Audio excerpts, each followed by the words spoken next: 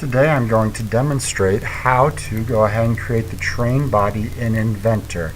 Now keep in mind that there are multiple ways to do anything that we do in Inventor, and also keep in mind that I'm going to try to avoid explaining every dimension because students should be able to look at the drawing and determine the dimensions that they need for each aspect of the train.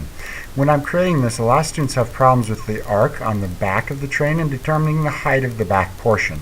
So I hold off on that until I've created the front portion of the train body. Then I describe how I'm going to go ahead and do that. So to start with, I create this front portion and extrude back. I'm going to go into Inventor and get started on that right here. I like to go into the old format still here, standard.ipt, create sketch, and you can pick a plane. I just start with any one of them unless your teacher's picky about which plane you go ahead and draw on. And I can go ahead and set up the dimensions for the rectangle at the bottom of the front portion of the train. Notice that that's all blue. That means that it's fully constrained. I located one corner on the origin, which locked that down, and then I went ahead and applied 2 dimensions. When I go ahead and put this circle in here, notice that I track up from the center, and I have to double the value of that, so it tells me 0.75 for a radius. I could go ahead and trim it after I drew it and then put the dimension on, but if I put the dimension on as I create it, I need to go ahead and double that value. So I'm just typing it in Inventor, it calculates it for me, and notice that's green. That means it's not fully constrained. I need to dimension up however high it is. And I'm going to double check that dimension real quick. Okay.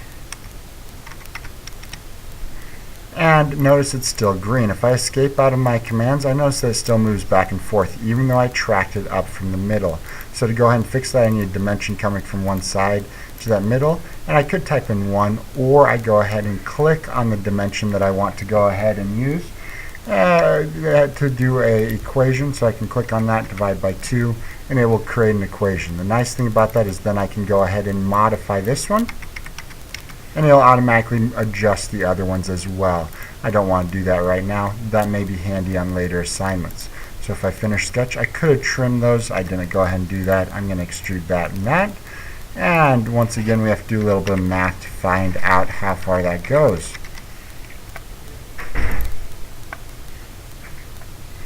Now to create the back portion, I'm going to go ahead and create a sketch on the back of it. And students always struggle with how tall to make the 2 sides. I can project geometry of this bottom line, and if I draw these 2 lines up on the 2 sides, students always get confused about how tall to make them, and they want to know how exactly tall do I make them. We could calculate it if we really want to.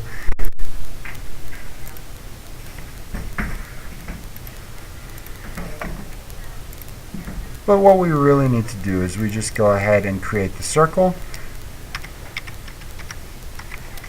And once again, I double that radius to give myself a diameter, and I locate that circle.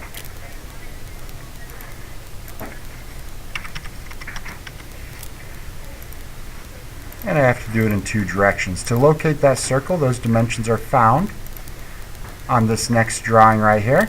There's my radius, and it's concentric with the hitch peg magnet hole, which is found right there as well. And then I can trim this up to go ahead and give me the length of those lines. I did not need those dimensions to find the length of those lines. And I can extrude. I could finish sketch, extrude, or I can go ahead and just hit the E button. Right, there's that portion. I'm going to go ahead and put the hole in the back. I could create a sketch and go ahead and dimension it in there and extrude it, or I can use the hole command, click a surface. Now I need to reference 2 edges, so I can go ahead and click over there to reference. If I hit enter, it'll kick me out of the hole command. I just double click back into it in my browser bar. But if I don't hit enter, I can click the next surface, and I can set up my hole. That's going to be all that I demonstrate for this portion. In the next segment, you can see the rest of how to do this train body.